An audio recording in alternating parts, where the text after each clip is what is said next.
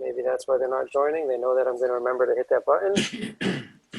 And Record.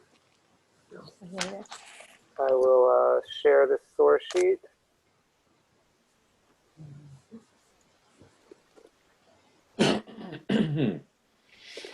Let's mute you.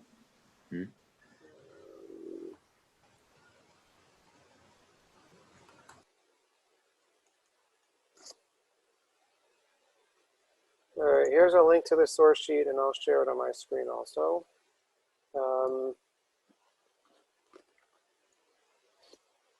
So I want to today look a little bit at the very beginning of the Parsha and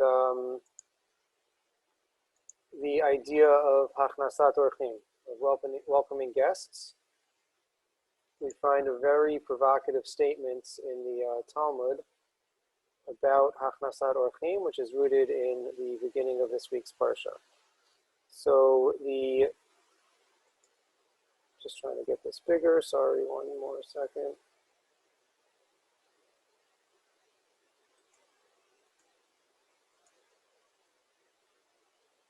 All right, so the Parsha opens, of course, with the scene of Avraham sitting at his tent and the appearance of the angels. The Gemara tells us, and we'll start with the Gemara, then we'll work our way back into the Parsha. Amar Rav Yehuda Amar Rav, Gidola Hachnasat Orchin Mehakpalat Pnei Hashchina. Receiving guests, hospitality towards guests, Hachnasat Orchim, however we want to translate it, is greater than Kabbalat Pnei Hashchina, than receiving the divine presence. How do we know that? Because, of course, the beginning of our parsha, Vayomer Hashem Imna Matzati Chen Beinecha Al Na Ta'avor. Lord, if I have found favor in your sight, please do not pass from your servant. So, what is this talking about? Where is this coming from? It's the very beginning of the parsha. The parsha is the first parak. It opens with chapter 18. Vayera elav Hashem be'elonei mamrei v'yoshev petach ha'ol kechol mayom. God appears to him in elonei mamrei, and Abraham is sitting at the opening of the tent in the heat of the day. Vayisayna vayar v'nei shlosha anashim nitzavim alav. He sees there are three people passing by. He runs out to greet them, and he bows down to them. Vayomer, and this gets even complicated in the Sefaria website has a default to change all the names of God to Hashem.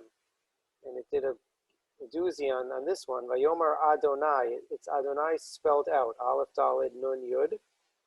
Imna matzati chen be'enecha al na ta'avor me'al avdecha. He says Adonai, which we're going to have to talk about in a moment. If I find favor in your eyes, please do not pass from your servants. Yukachna matzmayim, take some water, wash your feet, rest under the tree, and I'll feed you. So Vayomer Adonai. This word Adonai, we think of it as being the name of God, Hashem, right? But Adonai could mean my master, right?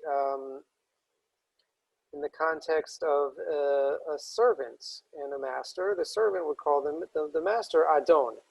So my master would be Adoni or Adonai, right? Adonai is in the plural. So the Gemara actually tells us that there's a bit of a debate as to how to translate this verse that we just read. This is the Gemara in Shavuot, source number 3. Shavuot is talking, right, generally about a shvua, an oath or a swear. So there's a lot of discussion about various forms or permutations of God's name. And so in that context, the Gemara tells us, Kol shemot ha'amurim b'Torah be'Avraham Kodesh chutz mizeh shehu chol. All of the names of God. Hello, Arthur. How are you? Hi, thank you. Do you have this printed that we can access? Yeah, it's in the chat. And can you see this screen that I'm sharing? No, I can see it, but I want to print it for Joshua. Yeah, you should be able to download it from the chat. Oh, okay. Okay? Yes. Okay. So the Gemara tells us that all the names of God that are said in the context of Avraham stories are holy. Chutz mizeh shehu chol. with the exception of one, which is chol, which is profane or non-sacred. Shene'emar vayomer Adonai imna matzati chen beinecha, right? And it quotes the pasuk that we just read. Chanina ben Achi v'Rabbi Yeshua v'Rabbi Elazar ben Azariah mishum Rabbi Elazar haMotai amru afzeh kodesh. So there's a second tradition that says no, even this name, this word Adonai is kodesh, is sacred. Kiman azla hada amar Yehuda amarav gedola Hachnasat Orchim yoter mihachla pnei Shechina. Kiman ka'oto zug. And then it quotes our introductory phrase again, that the receiving of guests is greater than the receiving of the divine presence. Whose opinion does that follow? It must follow the opinion that says that the name here is kodesh, is sacred. Right? So how does it work out? Let's go back to the pasuk and see what the Gemara is telling us. I'll zoom in even more. It's verse. Oh, if I zoom in too much, you can't see the English. It's verse 3. Vayomer Adonai imna matzati chen beinecha al na ta'avor me'al avdecha. So we could read this verse one of two ways. We could read it that Abraham lifts his eyes. He sees these people who we later find out are angels, but in his mind at the moment, they're people. And he says, my masters, right, being polite to his guests or to the people he wants to be his guests, my masters, please don't pass me by, come rest in my tent. Okay, that's how I was always taught. That's the simplest way of reading it, right? And why does he say Adonai? So some say that maybe he had some inclination that these were special people or these were angels and not really humans. So it was some sort of prophecy that he used a word that could also refer to God. But the Gemara is telling us that there's a second position that says, right, what happens is that God appears to Abraham. Abraham is talking with God. They're having a visit, a Bikur Cholim visit, whatever they're schmoozing about. And then Abraham, in the midst of talking with God, lifts his eyes and sees in the distance some passersby. And he says, Hashem, God, I'm enjoying our visit very much, but I see there are people that need help. Can you please wait a couple of minutes and I'll be back to you? Right? It's quite audacious. It's quite radical, but that's what the Gemara is saying. If we read it that second way, that even this reference, this word Adonai is kodesh, is sacred, that it's Abraham asking God, right, putting God on hold, as it were, and saying, I have a more pressing matter to take care of. Can you please wait, and we'll resume our conversation in a couple of minutes. And that's how the Gemara is reading it.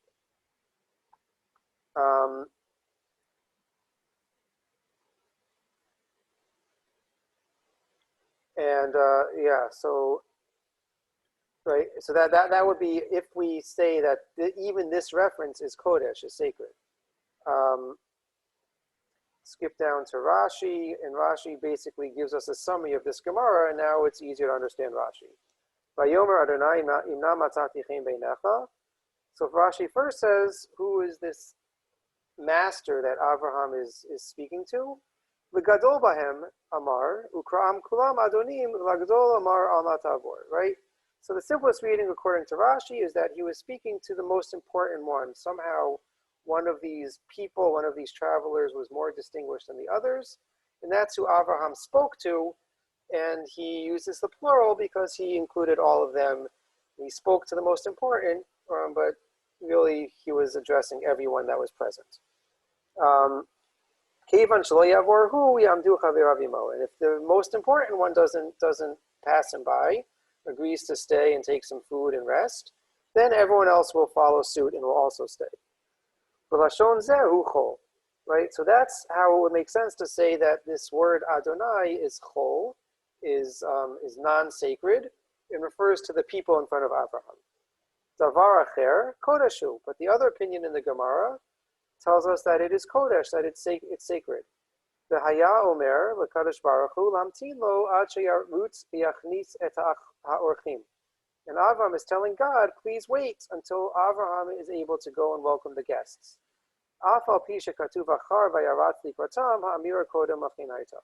Okay, and he works out the chronology so it all makes sense. So we have this radical notion that Abraham is telling God that there's something more important than his communication with God. Right? We would have thought, right, the more sensible thing would have been, according to follow the Eliyah Rabbah, a different midrashic tradition, which says as follows in number 4, Kevan shara Avraham Avinu et malachei hasharet, v'ata shchina v'amda lemala himenu. So when Avraham saw these angels, who he thought were people at the time, it was the same time that the Shekhinah, the divine presence, was standing over him. Amar lahem rabotai hamtinu ad sheyipater mishchina, shehi gedola mikem. So Avraham, according to this understanding, says to the angels, please wait until I finish speaking with God. The speaking with God is more important. God is greater than you. Shnei amar vayomer Adonai imna masati chem beinecha al na tavor me'al avdecha. Kevan sheniftar Avraham Avinu min hashchina v'avishachav elahem.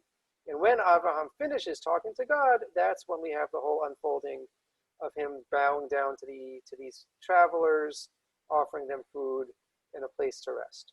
That's what I would have thought. That's what makes more sense. But Rashi and the Gemara seem to be pointing us in the other direction. Further proof for the position of Rashi, if we go back to the Psukim, so remember how the story unfolds. Abraham is having this revelation with God. The angel, the passerby, the travelers come. He tells them to stay. They stay. They give him this cryptic message that in another year from now, Sarah is going to have a child. She's going to give birth, even though she's very old, even though it seems to be impossible that would be the case, but they make that promise. And then in Pasuk Tet Zayin in 16, we read, Vayakumu mishama anashim, vayashkifu al pnei stom, va'avram olech imam lishalcham. The people get up and they turn back towards Stom, towards the city of Stom. And Avraham is going with them. He escorts them. Hashem amar hamechasani me Avraham asher ani oseh. God says, can I hide from Avraham that which I'm about to do? And he tells Avraham about the impending destruction of Sodom and Gomorrah. We get into the negotiations between Avraham and God to try to save the city. And then,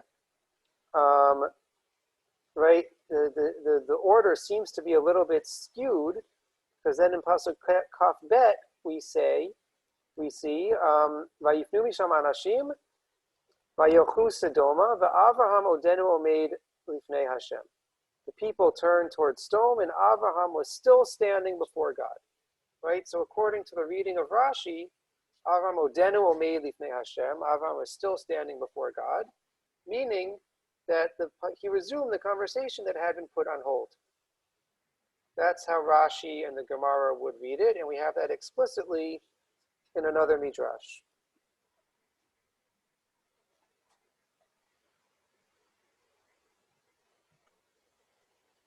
Avraham, right, number 6. Avraham odenu omed lifnei Hashem.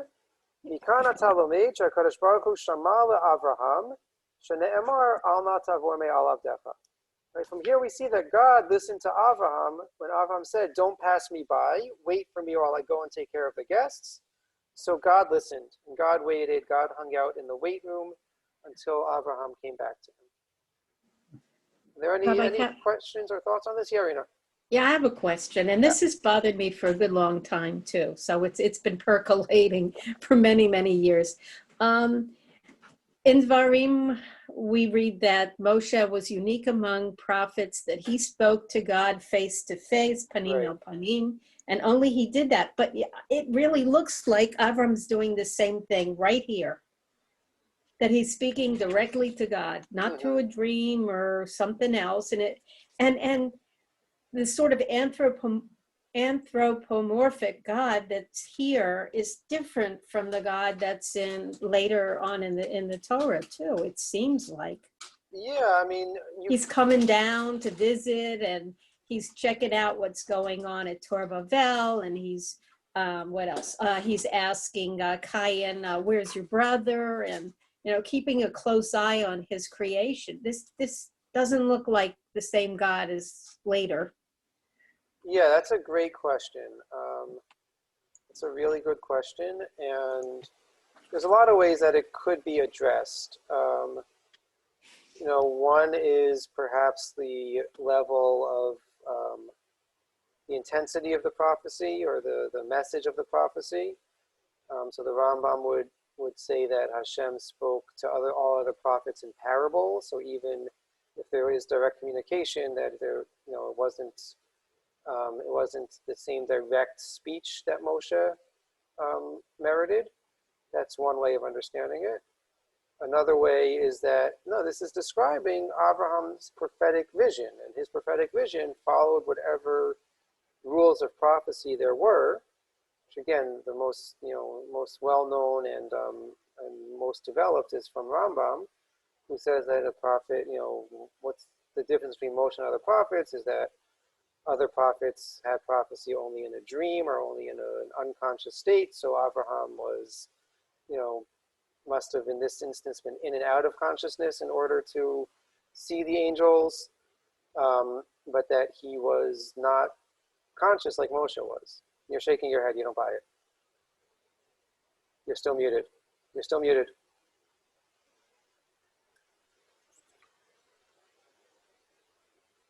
Still mute. Okay, There we go. and the next question is, Yeah. how can he bargain with God for this many? So how about if we got this many righteous people? Is he unconscious doing that? I mean, that doesn't make sense. So Rambam would say that all prophecies are in a dream state, or in a meditative state. It doesn't. It's not how it reads in the Torah for sure. No. But that's that. That, as I said, the Rambam is certainly the most popular and the most well developed. But there's lots of theories of prophecy about how it all works. No, the Rambam says that we can all achieve prophecy. We tune ourselves, train our brains strongly enough that we can achieve it. So you start working and philosophizing, maybe you'll experience it and tell us what it is. I always thought that all creativity, sort of yesh me'ayin, is a form of, I don't know, divinely inspired prophecy or something else. There's a song and there wasn't this song the day before, or there's this picture and there wasn't there before. But the Gemara says that at the end of Brachot has a whole list of interesting things. So it says about sleep, both that sleep is 1/60th of prophecy and 1/60th of death. So I don't know what the other 58/60ths of sleep are, but there is there still is an element of the prophetic vision. That I think you're right. I think creativity is another way in which we might still be able to access into that realm, even if it's not with full prophecy. But that's a really great question. I like that question. Any other thoughts or questions on Abraham's putting God on hold?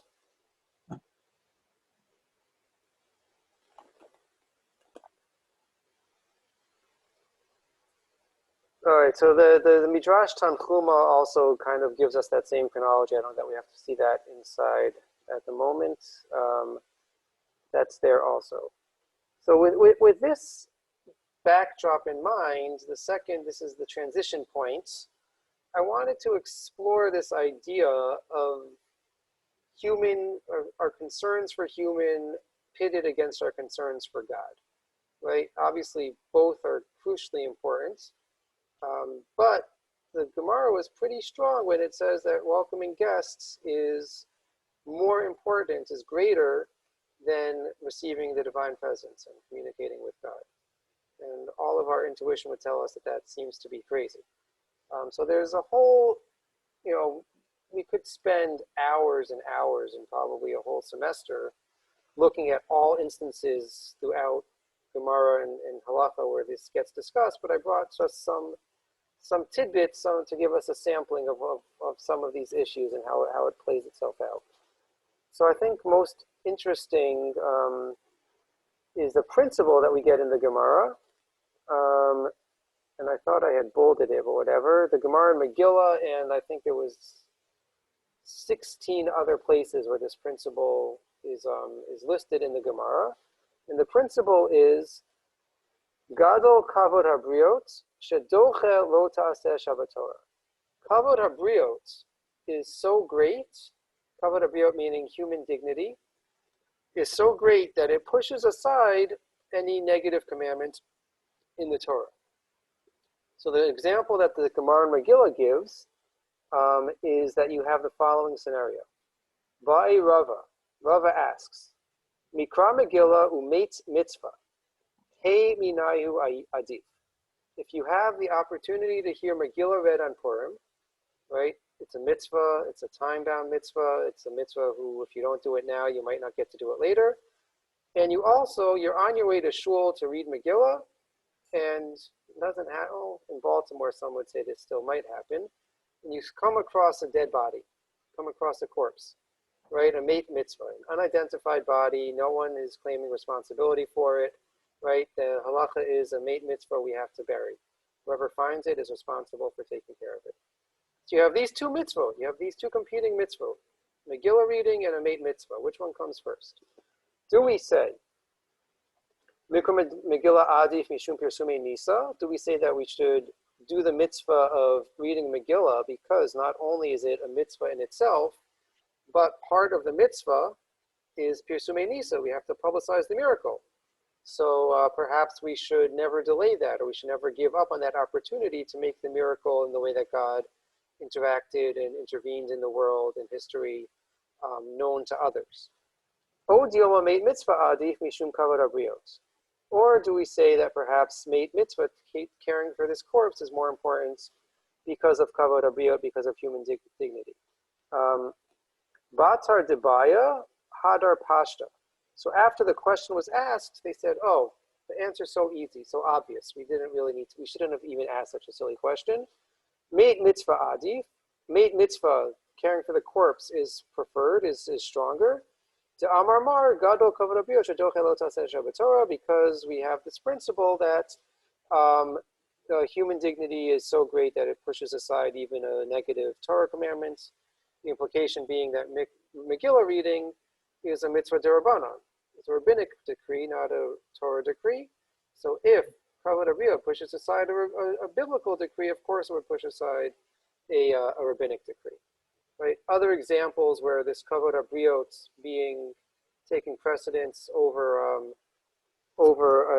mitzvah in the Torah, maybe the most popular one that everyone likes to talk about, is ripping toilet paper on Shabbos. Right? So if you're at someone's house and there's no tissues, whatever, right? You're not supposed to tear toilet paper. That's a whole other discussion, but let's assume you're not supposed to in any way tear toilet paper on Shabbos, but there are no tissues and it would be embarrassing to call out, there's no tissues, can you bring me something? So you can rip the toilet paper on Shabbos in order to save someone being humiliated in whatever way. There's lots of other examples of this. Again, I think there were 16 or so examples in the Talmud where this principle is quoted, but so certainly this seems to be in line with Avraham, right? So Avraham would agree that just as Hachnasat Orchim, welcoming guests, is more important than talking with God, so too Kavod Habriot should be more important than any ritual commandments that God has given us. We have to take care of human beings first. And if there are any questions, please feel free to jump in at any point. So another example where I think this gets played out is the famous stories of Hillel and Shammai and the converts. So we write this one, I'm sure, is familiar to all of us. Shuv ma'aseh b'goy echad sheba lifnei Shammai. So a certain person who wants to convert comes before Shammai. Amar lo gairani al minat shetalmidenu kol haTorah kula k'she'ani omed al regel echad. Says, convert me, I will convert if you can teach me the entire Torah as I'm standing on one foot, right? How to translate this phrase, al regel achat. Some say regel might refer to a core principle, so teach me all of it on one core principle, not that literally I'm standing balancing on one foot. So Shammai's reaction is dechafo be'amat habinyan shebiyado. He pushed him aside with the crossbeam that he was holding in his hand. Ba'alifnei Hillel gaire. He comes before Hillel, makes the same request, and Hillel converts him. Amar lo da'alach sani lechavracha lo ta'avid. What is the one principle, or what is the essence of Torah that Hillel taught this convert? He said, da'alach sani lechavracha lo ta'avid. That which is hated to you, don't do to your friend. Zohi kol haTorah kula, v'idach perushahu ziogmor. This is the entire Torah. The rest is commentary. Go and learn. So lots has been said about this passage and how it is that Hillel could agree to such a ridiculous and ludicrous request, right? Many say that the most important part of his instruction isn't the don't do unto others, but the most important part is zio gmor, go study, right? That all we need for conversion is to show a sincerity and a willingness and eagerness to learn. So once this convert has gotten to that point, Hillel felt comfortable bringing him as a convert as long as he'll continue. But on a simple level, what is Hillel telling him? That the most important part of Torah is not about the ritual, it's not about davening, it's not about the sacrifices, it's not about the holidays, it's about don't do mean things to other people, right? So that seems to be very much in line with what we saw with Abraham as well. Okay, the next one is a favorite example of mine, about where we really see this tension coming up. It comes from Hilchot Tefillah, the laws of davening, and it's worth reading the entire thing because the Shulchan Aruch really sets out what our task in davening is, although we're most immediately concerned with the comment of the Ramah at the end of this passage. So the Shulchan Aruch tells us, המתפלל צריך שיקבין בליבו פירוש המילות שמוציא בשפתיו, ויחשוב כאילו שכינה כנגדו. So when we daven, we have to understand the meaning, the definition of all the words that we say, that we utter with our lips. And we have to think that God is standing right in front of us. יסיר כל המחשבות הטורדות אותו, עד שתישאר מחשבתו וכוונתו זכה בתפילתו. He has to remove all foreign thoughts, any troubling thoughts, anything that is bothering him, until his thought, his mind is clear and pure with his prayers. ויחשוב כאילו היה מדבר לפני מלך בשר ודם. And think that you're speaking before a human king. היה מסדר דבריו ומכוון בהם יפה לבל ייכשל, right? If you're standing in front of a human king, of course you would think very carefully and prepare what you're going to say, so you don't stumble. All the more so when you're standing before God. שהוא חוקר כל מחשבות, and that God knows our thoughts. וכך היו עושים חסידים ואנשי מעשה שהיו מתבודדים ומכוונים בתפילתם, אשר מגיעים להתפשטות הגשמיות ולהתגברות כוח השכלי. And this is what the Hasidim does not refer to the Hasidim in Brooklyn that we're hearing about in the news all the time, but the pietists rooted primarily in Germany in the 1300s, 1200s, 1300s, 1400s, right? So this pietist tradition, this is what they would do. They would meditate and clear their thoughts until they were remove themselves of all physicality and were just focused totally on the mental experience of davening. Here they would reach a point close to prophecy. And if a foreign thought does enter your head, you should be quiet. You shouldn't continue to pray until that thought flees. You should think about things which humble the heart, and help you focus your attention towards God, towards our Father in heaven. And don't think about anything frivolous. And here's the Ramah that is most important for our discussion.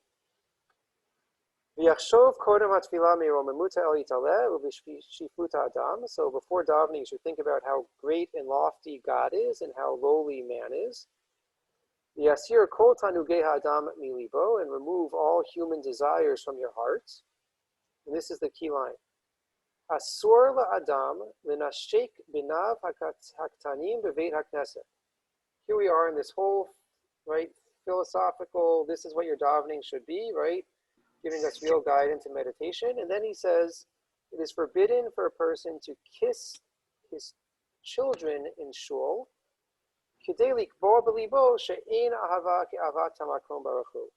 in order to establish in your heart that there is no love like the love for God.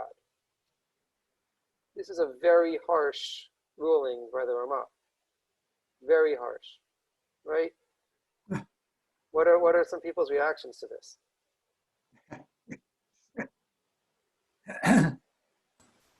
I have a question. I mean, all this is well and good, but I'm losing the connection between Abraham and his tent. Okay. So this seems to go counter to Abraham, right? Meaning we've seen a well-established principle that to extract, right, when it comes to Hachnasat Orchim, when it comes to Kavod HaBriot, that these seem to take precedence over Kabbalat Hashchina, which I'm going to extend to say ritualistic or Ben Adam Lamako. So the point is, this is exactly what Abraham did not seem to be doing. Right. So this certainly runs counter to it.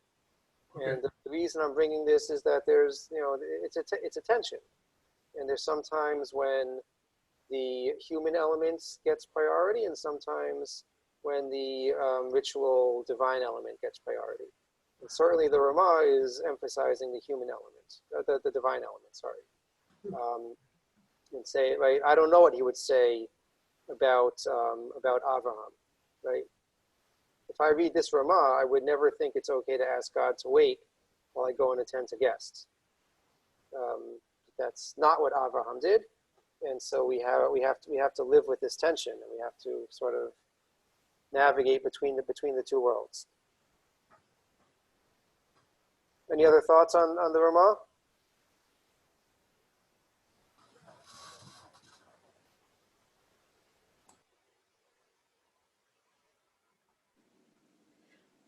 I would think that just the opposite would be true, that just as God has shown real care and concern and love for his creations, his children, his people, so you should also be godlike in showing care and concern for your children, your creations, your children. Yeah.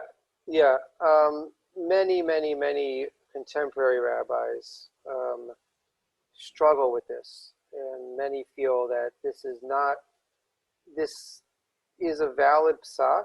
We understand philosophically where it's coming from, and for someone of the Rama, perhaps for the Rama's generation, it made good sense. But in our day and age, many rabbis feel that this is not an appropriate ruling, because we want to ensure that our children have a love of shul and a desire to remain in shul and have positive associations. And so that what might have been true in one generation or one community is not necessarily true all the time. And so it gets into discussions of what is this, this is certainly seems to be not a strict halacha in the Shulchan Aruch, but seems to be more advice or guidance or best practices.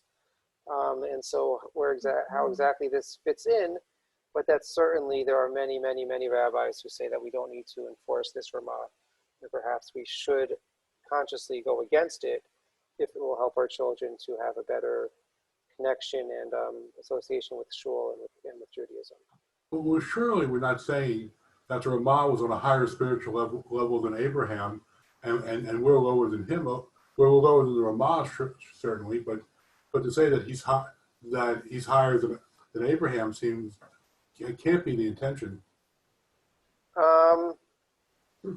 Yeah, so that's a good question. Does this, if the Rama is ruling this, is he saying that he's better than Abraham? So, on the one hand, we could say that this sort of pokes a big hole in the whole idea, that maybe it's not appropriate to extrapolate to more general, right? That maybe when the Gemara is talking specifically about Hachnasat Orchim and specifically about prophecy, and that my whole attempts to expand it to talk about relationship of humans and God in general is not correct. I'm willing to accept that, and that's certainly one possibility. On the other extreme, we could say that when it comes to Rosh Hashanah Yom Kippur, where we deal with this tension also, and the dual nature of tshuva, where we have to do tshuva ben adam lechavero and tshuva ben adam lemakom. We have to do tshuva both for sins between our interpersonal sins and sins that we've committed to God. That oftentimes the emphasis gets placed on the ben adam lemakom, where it's very clear, if you read the Rambam, you read the Shulchan Aruch, you read the Gemara, that the more important tshuva is the tshuva ben adam lechavero, interpersonal things, and that there is no efficacy of Yom Kippur if one doesn't address those sins first. Yom Kippur can help us when it comes to mitzvot, the averot ben adam lamakom, but only if we've done our part and have done tshuva already for the mitzvot that we've committed ben adam lechavero. So, again, this is extreme, and I'm not trying to be in any way disrespectful to the Ramah, but it's certainly possible that the Ramah is falling into that mold also, or that we can read that, use this as an illustration of times where we place too much of an emphasis on the ritual and not enough sensitivity to the interpersonal. That might be, to help with our framework at least, another way of looking at it. I don't think anyone is saying that the Ramah saw himself on a higher level than Abraham, but he was giving what he thought was appropriate instruction for when it comes to Hilchot Tefillah, to laws of davening. There's a story that's told about the Baal Shem Tov leading the davening for Ne'ilah on Yom Kippur. And it's very moving experience. In the back of the shul is a father with his young son. They live in a village someplace. They rarely get to go to shul. They made it for Yom Kippur in the little town. And people are very moved, and the little child is very moved. And he's so moved that he pulls out the little recorder, whistle, and blows on it with full force in the middle of Ne'ilah, and the reaction of the Olam is to start yelling, shh, shh, quiet, quiet, quiet. And the Baal Shem Tov, the story goes, turns out and said, no, you don't understand. Our tefillahs were stuck down here. The gates were virtually shut, and this boy's pure prayer penetrated and dragged our tefillot all the way up to heaven before the Kisei Kavod. And so you should be grateful, basically. Right. In effect, the Baal Shem Tov saves the reputation, the feelings of the little child who isn't going to understand what the heck's going on. Otherwise, you've got the other example also of the Ohev Yisrael, Reb Levi Yitzchak Berdichev, who doesn't show up on time for Kol Nidre, because he hears a baby crying and he's concerned. He goes in, he sees there's nobody around. The baby had been left presumably by the parents who had gone to shul, and so he stayed with the baby to calm the child until the child was calm, and then he went on and did what he needed to do. It sort of seems to me that these are issues of people who are in circumstances of great need, which might be emotional or might be even physical. So you've got the travelers. They are literally thirsty, very thirsty in the desert and so on. They're very hungry. They're uncomfortable, and their need needs to be addressed. And the miracle of that's occurring is that somebody moved by God's example and teaching and so on is to take care of those who are in need so that they're not ignored, and it makes things better. Yeah. So I think that's a perfect way to conclude. And what I would conclude is with what I think is a Hasidic read of the Gemara, And very much in line with Robert's reference to all these. And we could talk, again, hundreds of Hasidic stories that we could tell with the same message and similar themes to what Robert just mentioned. But a final way of reading this Gemara is Gedola Hachnasat Orchim me hakpalat pnei hashchina. Right, we've been reading it as the mem as being my grammar's fleeing me, but comparative, right? It's showing a comparison that one is greater than the other. But mem can also be from, right? So Gedola Hachnasat Orchim me hakpalat pnei hashchina. That our way that we welcome guests is great because of or from the way that we interact with God.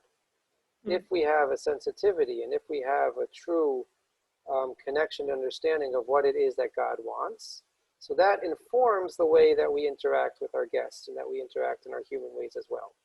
And it's not one is better than the other, but that one informs the other and the other one is informed by the other. That's good. Which is, and that's a very common, in the Hasidic tradition, that's a very common way that they address these Gemaras, but it certainly rings true in this realm. So as we said, Gary, you asked a great question. There's not a cut and dry answer, and as with most issues, it's more about the dance and the art than it is about cut and dry. This is the rule in this situation, this is the rule in this situation. But what I think is very clear from the Gemara, the Midrashic attempt to make sense of the story at the beginning of our Parsha, is that this is a crucial value, right? That we have two very important competing values, that we can't always give our full attention to one, to both of them at the same time. We want to nurture a relationship with God. We want to be in communication with God. And we want to have a great sensitivity and compassion for our fellow human beings. And it's not always possible to do both at the same time. And so the example the rabbis tried to tell us is that, at least in this one tradition, Abraham gives us the paradigm that perhaps we should put our connection and our relationship with our fellow human front and center. And God is a bit more understanding, perhaps. That might be another way of understanding. Take care of himself. Right. If God can handle being put in the waiting room, some people that we know and that we interact with couldn't handle that and would feel quite slighted. So anyway, I hope that gives you some food for thought. There's so many rich themes in these parashiyot and these stories. And this was fun to put together and to explore, and I hope it gave you something as well. Next week, we delayed this year so that everyone could be immersed in the elections, and here we are, still not knowing the results, unless something changed over the course of this 40 minutes. But we still don't know the results. Hopefully by next week we will, one way or another. And we'll be back to our normal time on Tuesday evening. Hope everyone has a good night and a good week, and we'll see you again soon. Rabbi? Yes. How do I print the notes? Do you have the link? Well, yeah, I'm looking at it. You say it's in chat? Yeah, hold on a second. I think I need to paste it again, because if you sign in late, you don't see the earlier chats. I think that's with Zoom. Now, do you see it?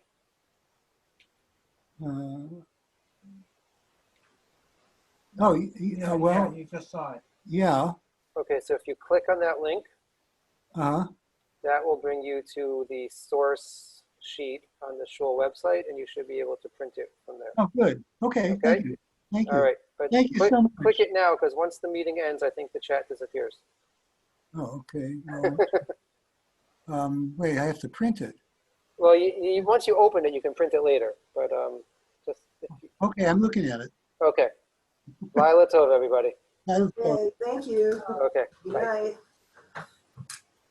night.